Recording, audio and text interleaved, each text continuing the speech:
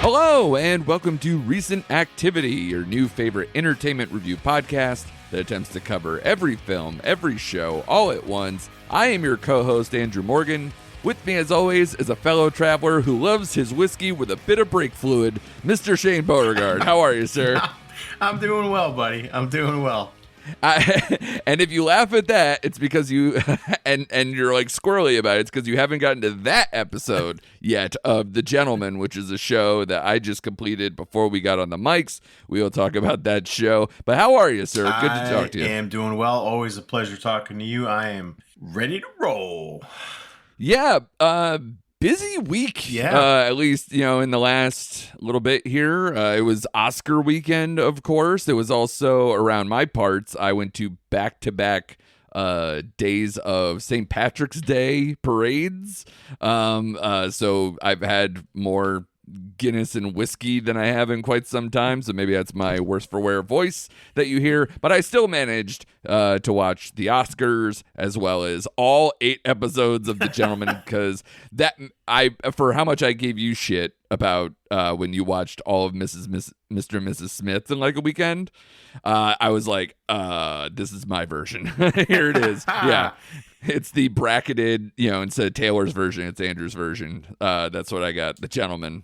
So we'll discuss it. But so you kept an eye on the Oscars. I know you're not like full tilt, like you tried to watch or you watched a little bit of it. But yeah, it was a good ceremony. It was like almost a comeback of sorts for the Oscars. It felt like, because of the whole Barbenheimer thing. Right. So how much were you able to watch? You watched like more of the beginning? No, right when they were doing Best Supporting Actor, that stage of it. Yeah, it's still pretty early. Okay. So you missed the monologue, Yeah. you missed Best Supporting Actress probably. So yeah, I mean, and of course Downey is always Downey. Yeah. He's good for a laugh and a speech of levity and self-deprecation and whatnot. But I told you off air, I won my office pool. I got 20 out of 23 correct, which is fantastic. I think that's a new high for me because I thought it was a pretty chalky year. And in fact, the ones I got wrong, I almost won. You kill yourself when you vote with your heart Always. instead of your head. Always. So of course, 2 of the 3 I got wrong. One was I went for a Netflix movie that didn't win, which was Maestro in makeup and hairstyling, because that was like the running favorite actually at the time, I think, before that award came through for Poor Things, which had a very good night. But yeah, the other one was I wanted Spider-Verse too much. Yeah. And I should have known in my head. It's like they thought that was Miyazaki's last movie, and Spider-Verse has yet another movie.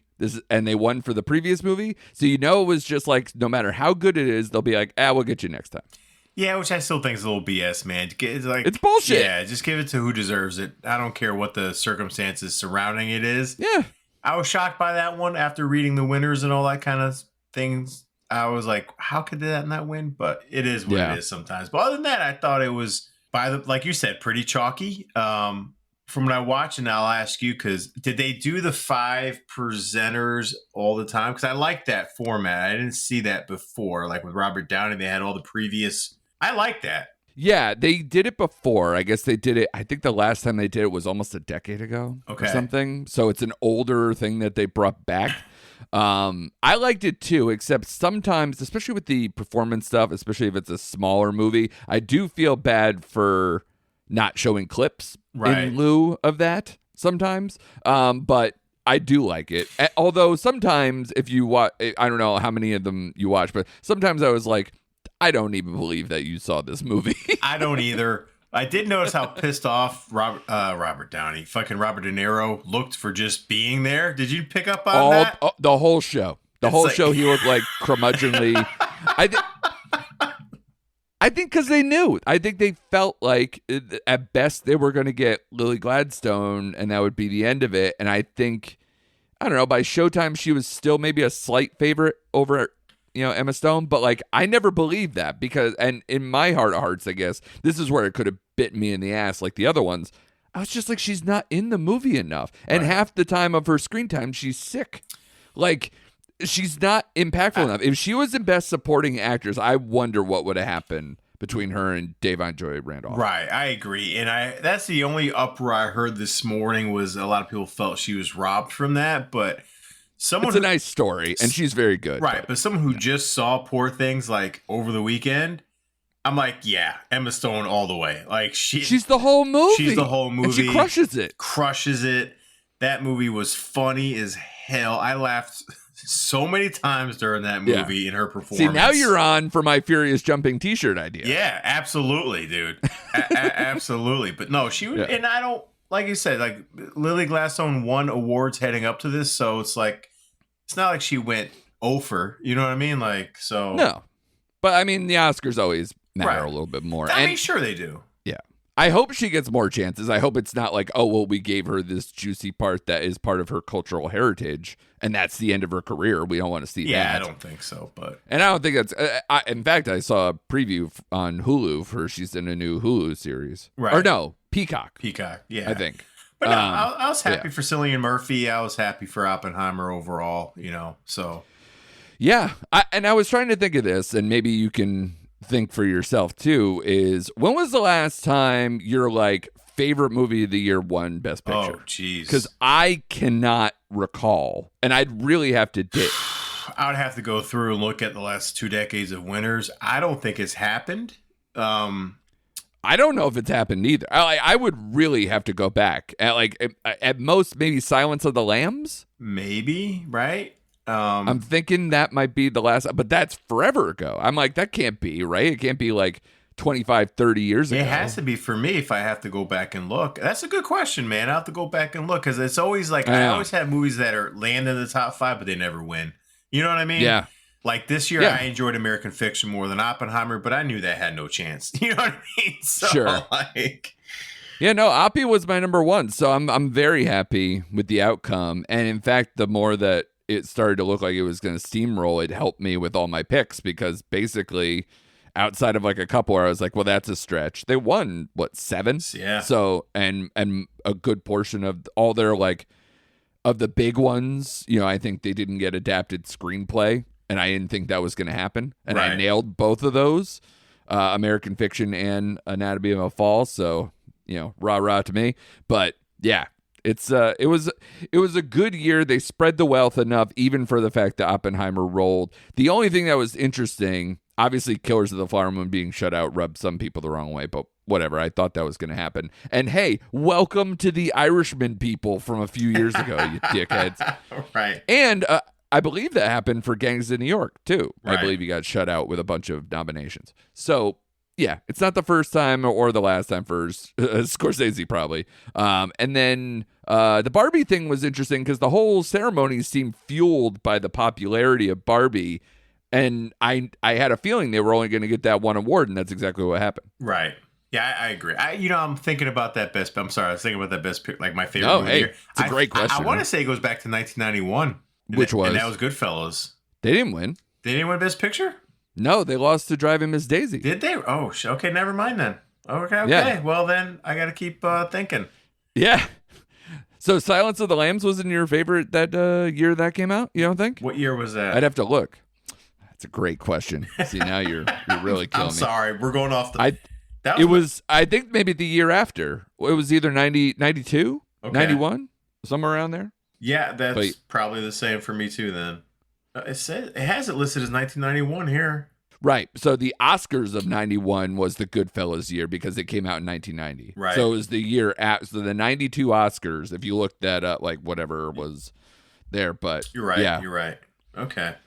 So I'm pretty confident because I really like Silence of the Lambs. I'd be hard pressed to see if something beat it out that year for me personally. Right. But it could have been a better year than I thought. But yeah, because it predated like the Hank-a-sance, like your Philadelphia, Forrest Gump, all those where he was rocking and roll, Saving Private Ryan later in the decade, etc. So I really don't think, but I have to go back. But yeah, man, I thought it was a good ceremony. I thought the John Cena thing was very funny. I saw that. That was good. I especially just. I watched it multiple times, not because he's naked, calm down, but like because when he gets over to the podium and the first thing he says is, costumes and he's fully naked. It makes me laugh every single time. So that was good. Obviously the I'm Just Ken, performance was really good. And John Mulaney showing that he should be hosting this whole thing next year, doing his Field of Dreams bit was pretty awesome. So, but other than that, I just saw solid. A lot of solid speeches, a lot of good times, and Oppie rolled, which I'm happy.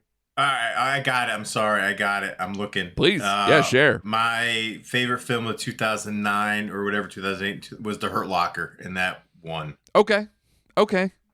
Yeah, I'd have to go back and look because that was early MCU, but not Iron Man. Yep. So I'm like, and before that's probably not a case. Before that, it was Gladiator in 2000. Oh, that's good. Yeah, that was probably my favorite movie that year too. Yep. Though I'd have to really think hard. I'm like, do I like that better than I think Unbreakable and Oh Brother Where Art Thou was that year, I think too. So I'd have to really search my soul. That was Crouching Tiger, Hidden Dragon, Traffic, right. Aaron Brockovich, and Chocolat was right. Yeah, it's definitely the best of those 5. Yeah, I was very happy that year, so that's fine. But as far as the whole year, it's my favorite thing I watch, and then boom, it wins. That's incredible. That's rare. Well, we went off there, yeah. Hey, that's fine. Yeah.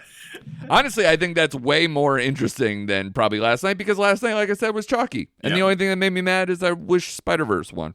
If that's that's pretty good. Yeah, it's a pretty good night. So, but of course, when the Oscars are going on, very rarely are they putting stuff out in theaters that they have high hopes for because they never want to distract from the Oscars. And a lot of times it's almost like an empty weekend. However, that didn't stop you from going to the movies and watching some things, and myself included. Here, let's bang that out, and then I'll jump into my gentleman thing because I'll probably go off for too much. So you went to the movie theaters and saw Imaginary. Now, here's the fun part for the audience. After you had just seen it, I believe, the same day, I was like, hey, man, time opened in my schedule. I think I'm going to go see Imaginary. And he's like, I don't know if you want to do that. And you managed to have me. I canceled my movie ticket, stayed home, and watched The Gentleman instead. And wow, from your reaction to how much I enjoyed The Gentleman, which we'll get to a little bit later, please tell me why. What was the motivation for telling me that? And it got bad reviews, so you're not alone. Did. But yeah, okay. So I did have a little high hopes for this film. And again, it's another trailer was pretty good. Yeah, it's another film. They mislead you into what it is and what kind of movie you expect, and then what it actually is. Okay, they expect. So, yeah, I was about to say, explain what you thought it was and go. I thought it was a horror movie. I thought it was gonna be a horror movie. Oh no, it's that. If you look at the trailer, you're expecting scares and all kinds of stuff going on, and there's elements of horror. But not enough to make it a horror movie at all. It's more of just tragic. It's more of a suspense, at times thriller. There's one, I think, actual murder or kill that takes place, and that's off screen. So it's like, are you kidding me? No. There's no live action kills in this movie. No, it's off screen. What happens, right? So yeah. So it's a psychological bent? Yeah, kind of. The basis of the movie is a woman returns to her childhood home to discover that the imaginary friend she left behind is very real and unhappy that she abandoned him. Okay. So you have the cast of Wanda Wise. I never seen any of these people before, so they're probably not even worth mentioning. But the lead actress, Jessica. Movie starts with her in her home, coming through this door, escaping, and her father helps her. Then it flashes forward to her being newly married to a man that has 2 daughters already. Okay. And she moves back in her childhood home. And the youngest daughter ends up finding said imaginary friend in the basement. And that's when things start clicking forward. And it just doesn't materialize to anything. There's a boy that comes next door to try to hit on the older sister. And could have been good scares there, but it doesn't. And the imaginary friend's trying to get this girl to unlock this door for him and trap her in this imaginary world because all these kids were going missing. And then finally Jessica remembers because she had a blockage of what happened to her when she was 5. And she has this unnecessary neighbor who comes over that babysat for her and kind of helped her through remembering what happened. And the whole thing just loses traction. It was a mess. It wasn't scary. It didn't do anything for me. Again, it just misled you. Now, had I gone into the movie thinking it was going to be like a suspense, like kind of story with not a lot of horror, I probably would have graded it a little fairer. You know what I mean? Because, like, again, it had some promising bits in there. But overall, as a movie, it got stale, boring, confusing. They did the whole double fake at the end. Like, you think she escapes, and it's like, oh, she didn't. She's still trapped in this dream world. Oh, boy. The whole thing was just a mess from the word get. Did it have enough? It thought it had enough confidence that they thought this was going to go forward to? Yeah. And it just... So it's an open ending, or has it worked that way? It's an open ending. It's a way, it sets itself up for a second part if it wants. And I think it finished third in the box office. I think it made like 10.5 or 10.7 mil. Yeah, horror just prints money. And I'm sure if you're telling me there's not a lot of star power in this, which not I didn't at all. think so when I saw the trailer, they might make their money back. So and, who the hell not knows? An actress, and I'm not saying this to slam them, but it's not an actress I want to see in another movie. Like, I want to see more of like Jenny Ortega when we first saw her. Like, I want to see her. Oh, sure. Or the actress from Happy Death Day. It's like, I want to see her in more things. Or even Smile. No one Barbarian pulled me in. I'm like, I can't wait for her to be in something else. I'm like, okay, it was a movie. So honestly, Andrew, you have me to thank for your gentleman marathon here. Because you gave me the extra time for me to finish it before this pod. So I did. Great. So just buyer beware if you haven't seen this movie yet, because it's not what you expect. In fact, I read a review after the movie's over, and the critic in his little 3-line blub said, if you're looking for horror film and horror stuff, this is not the movie for you. Right. Which summed it up like perfectly. Like, so. Yeah. Oof. I ended up, it's right now, I want to say it's like 31% critic score on Rotten Tomato. I kind of echo that. The audience score is 52. I gave it a 2 out of 5 on this one.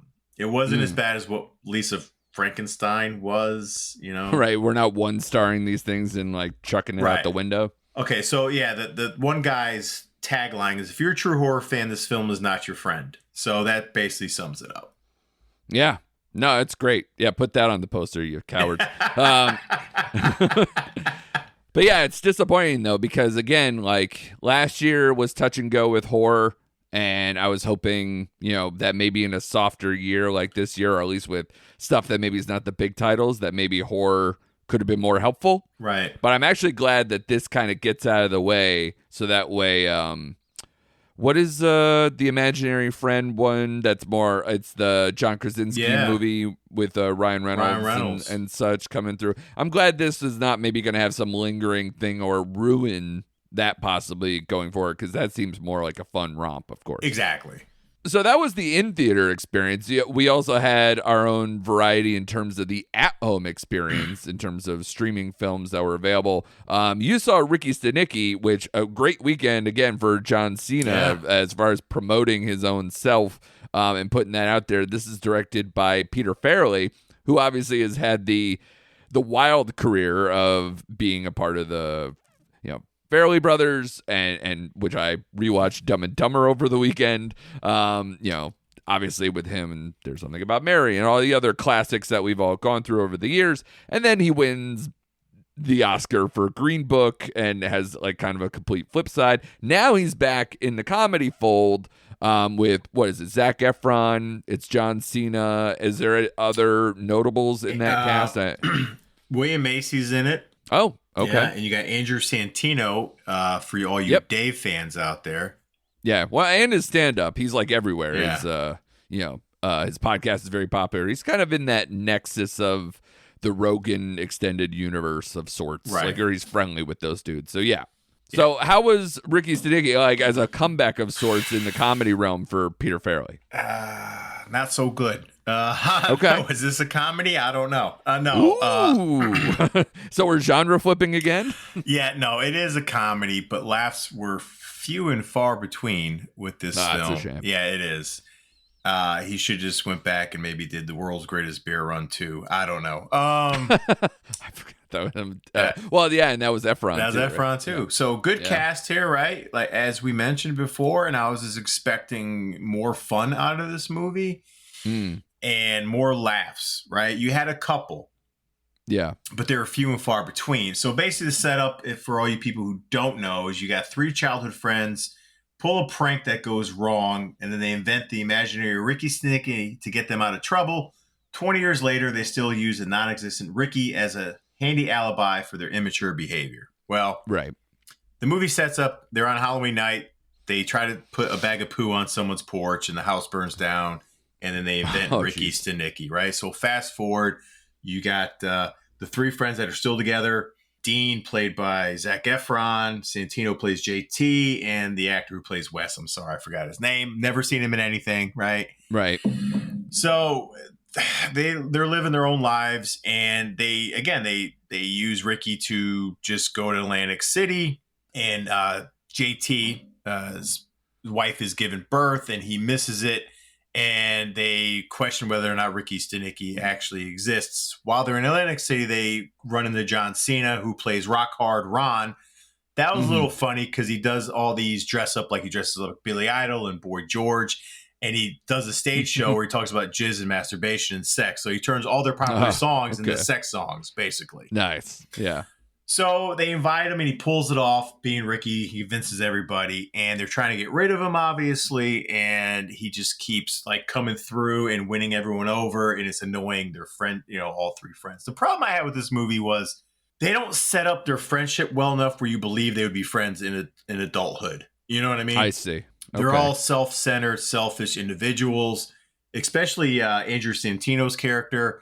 He just comes off as an asshole. Like, there's assholes in movies, but yet they're kind of funny. You see where they're coming from. He's just mean-natured and just a bad dude. Like, right.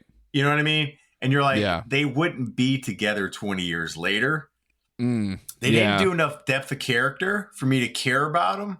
And even they gave Zac Efron a little bit of background. Like, he had abusive parents. That was mentioned like once or twice. That's why he keeps lying and gets himself in trouble. But they didn't dive into that enough for me to care, or like enough for him to give reasons why he's always trying to cover up his escapades. You know what I mean? I see. Okay. It just wasn't enough build up there between the characters. And John Cena's performance was okay. He's hit or miss with me in movies, and he did the best he could in this movie. You know what I mean? It's amazing how you're positioning it, because I thought he was way more of this movie. It seems like you're telling me he's a lot more of a minor character. No, once he comes from Atlantic City, he's in the movie, right? Right. And he does a good job, but he's supposed to be like the comic relief kind of person. And he was at times, but then it turned into just I don't know. It just turned into like just a regular ho-hum. Oh, that was a cute movie, but nothing. There's one funny scene with William Macy, but that was really about it, man. I was so disappointed. I thought this movie was going to be laugh out loud funny. Like the old Fairley Brothers, like you said, just gag filled, over the top, physical. John Cena was the best part of the movie, but it just didn't go anywhere, man. It just, for that cast, I was disappointed in Zac Efron. I really was. I like him. I do. I like Zac Efron. Yeah. I don't know. Yeah, I wonder if you're going through the same kind of Phantom Limb thing that I went through with Drive Away Dolls, where it's like, if the Farrelly brothers together have this like just chemistry of building a movie, then maybe that's how you got the best of the best. And now you're seeing just one half of that chemistry try to like move on, and maybe it's not all the way there, especially when they're doing the exact genre they flourished in for so long. Right. I think you may be right, because the comic bits that are in here just falls flat. There's a scene where Zac Efron's girlfriend is a budding reporter, but yet she has to do this coverage of this duck that won't get off an egg. And Efron brings his dog and lets his dog loose to try to scare the duck, and the duck tries to drown the dog in the pond. And I guess that was supposed to be funny. It was stuff like that just didn't land funny. Okay. Yeah. It just came off as mean-spirited after a while. Sure. And so we got more of John Cena's character, depth of character, and what he went through and why he does the stuff he does and why he is the way he is, which is fine. But I don't know. I just didn't care much for the actors' chemistry together.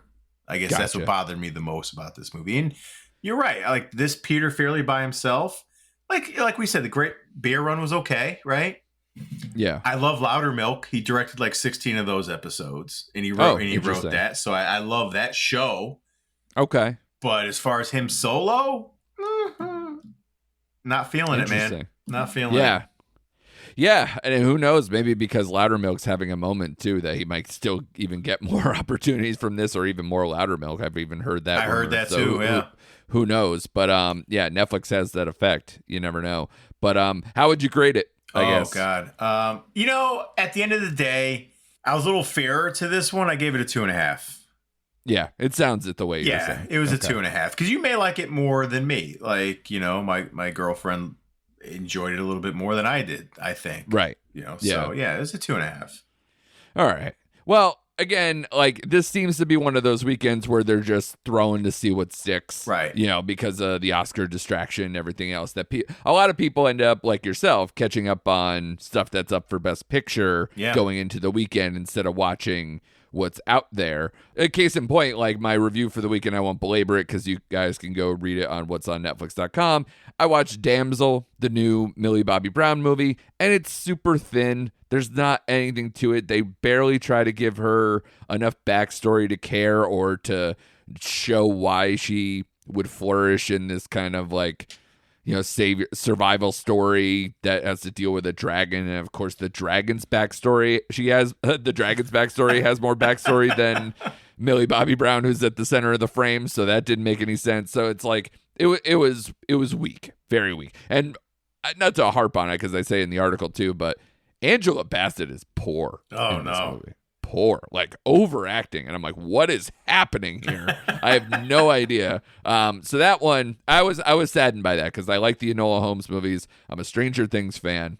We watched the Godzilla movies. So Millie Bobby Brown really hasn't had like a true like swing and a miss, right? And this was kind of a swing and a miss. So it's tough.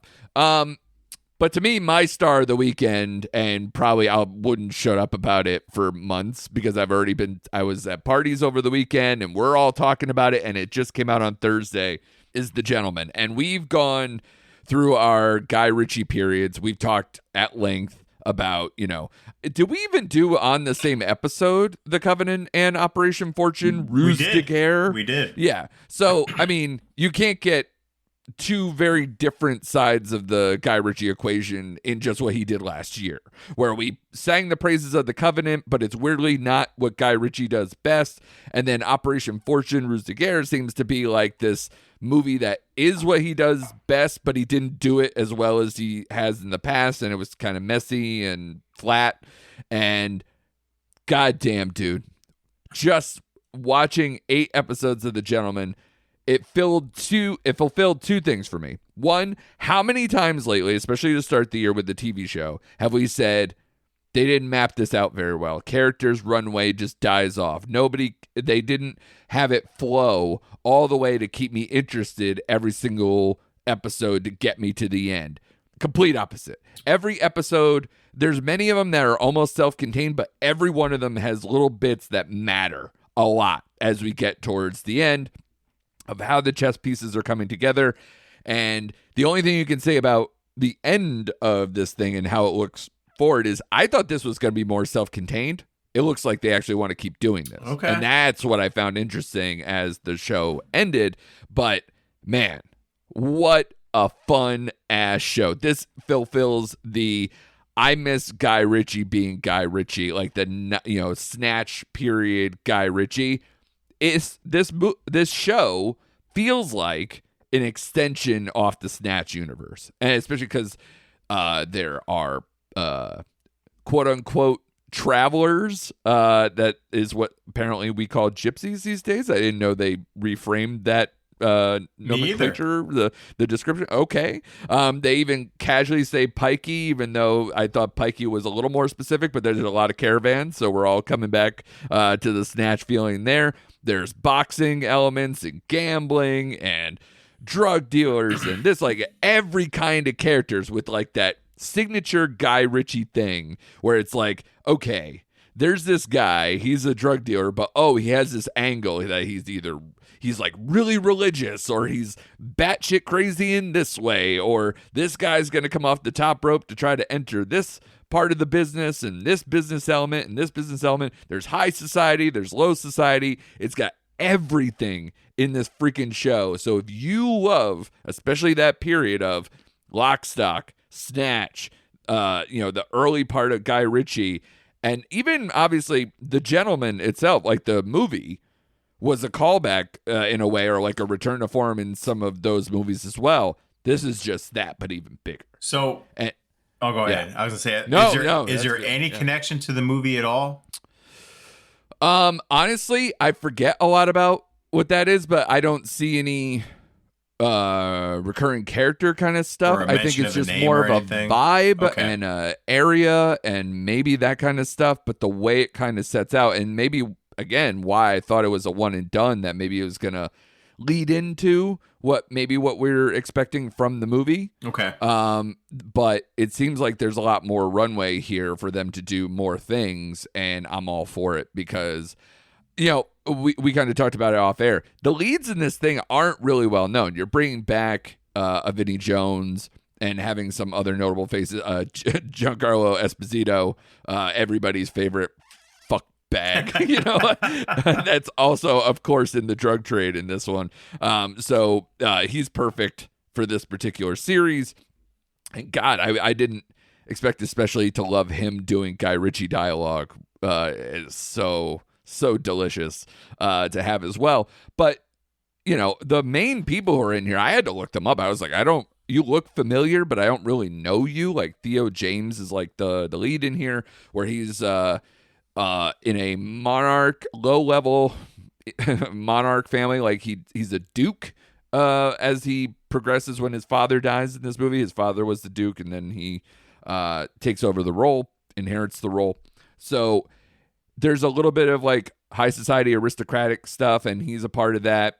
His brother looks very familiar. I think we looked into that, and you were catching more of it, like maybe some Netflix connections in terms of like other TV series that you watch, like you mentioned Sex Education, some of these other things. But a lot of it is because they're British characters. I looked like they're kind of maybe more from, say like shows like Skins or something, like these shows that were like big BBC shows that maybe now they're in here now. But yeah, I was just so impressed. It's a deep, fun cast, well-developed characters, storyline. You're following it all the way through, all the chess pieces, the backstabbing, the different levels of the business. It's incredible, and it's mostly drug trade, but it's got obviously the layers of it in terms of distribution issues, competition issues, and just everything, absolutely everything. And it definitely harkens you back to old school Guy Ritchie. And god damn, I enjoyed all 8 episodes. To burn this out in like 2 days. Nice. You got me excited because I told you I watched the first episode. So I'm hooked in already. Well, the first episode, you already probably have that vibe, right? Yeah. Oh, absolutely. Because I think that one was full on. Like, it's Guy Ritchie. I don't know if he doesn't direct all 8 episodes, but I think he directs like the first few, and you could tell. Yeah. And it's more snappy a little bit. So, but it's all him and his writing partner that he's frequent collaborators with, who did the show. But yeah, I the only thing I fear is if they do go forward and maybe Guy Ritchie, because if he's a guy who made 2 movies last year, he's a very busy fellow, that maybe he can't be as hands-on going forward, and then it's more in a showrunner's thing, and maybe it has a little bit of a different character to it. But in this one, I'm all smiles because it's mostly like very Guy Ritchie. Okay, awesome. So, yeah. So that's really what was the weekend that was. You have the Oscars, limited stuff in theaters, a few options that are worthy. Definitely The Gentleman and my thing. We kept looking, right, Shane? We kept looking for that show that we can champion going maybe into a first half awards thing. We're here in March, and this is by far the most addictive and fun show that I was looking for. Like, in the absence of a Reacher or something, right? You need something a little diabolical, a little crime heavy, a little just something to just enjoy. And that's exactly what this is. So that's a high mark for me. I hope you love it. I want to hear when you actually get through all 8 episodes on that to see if you felt the same. Anything else on the brain or anything else you wanted to shout out there before we get on out in this shorty of an episode? No, that's about it. Looking forward to this week. Love Lies Bleeding. I think we're both going to go see that, right? That is the hope. Yep. And I'm going to go see a movie called Knox Goes Away in the theater. Okay. I think I've heard of that. That is Michael Keaton, Al Pacino, James Marsden, Gay Harden. Right? Oh, Marcia Gay Harden. Yep. Yeah. And Ray McKinnon. Okay. So some old school people that we like. Yeah. I didn't know it was coming out. I saw the thing, and it's about a contract killer's diagnosed with fast-moving form of dementia. He's presented with the opportunity to redeem himself by saving the life of his estranged son, but he has to race against the police and his memory. So, it looks like it could be fun. So, never heard of it. It just popped up on my Regal app. I'm like, well, I'm going to go see 2 this week. So, that's what's on my mind this week, brother. Sounds good. I know, again, there's TV to be watched. I got to catch up on Shogun, some of these other shows that we've been talking about, so I got to do that as well. So, yes, Guy Ritchie, you have the belt for me right now, but watch out for Shogun.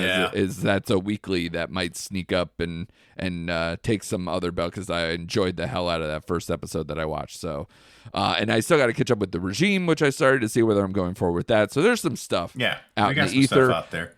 Of course, I'm going to be watching the new Lindsay Lohan movie for Netflix coverage this week. Friday, right? Yeah, Irish Wish. Oh, God. So, all right. Pray for Mojo there, man. Let's hopefully get through that unscathed. I generally like Lindsay Lohan, but she could be in some goofy stuff. Yeah, but if it's half as decent as that goofy Christmas movie she did, I'm fine with it. Yeah, it's all I'm asking. Yeah. If that's the bar, I'm fine. Yeah. This might be a tough March, but again, we have Dune 2, and gentlemen, if that's all you gave me for a month, that's like a blessing compared to the first couple months of this year. And the Oscars were good too. That's like a blessing in disguise as a 3.5 hour endeavor. So please have more of that going forward. Good job by you as always, everybody out there. Tell a friend, give us a 5-star review. Send us a DM, tell us you love us, whatever you got to do. Just something to brighten our day. Yeah. Send more people to the party.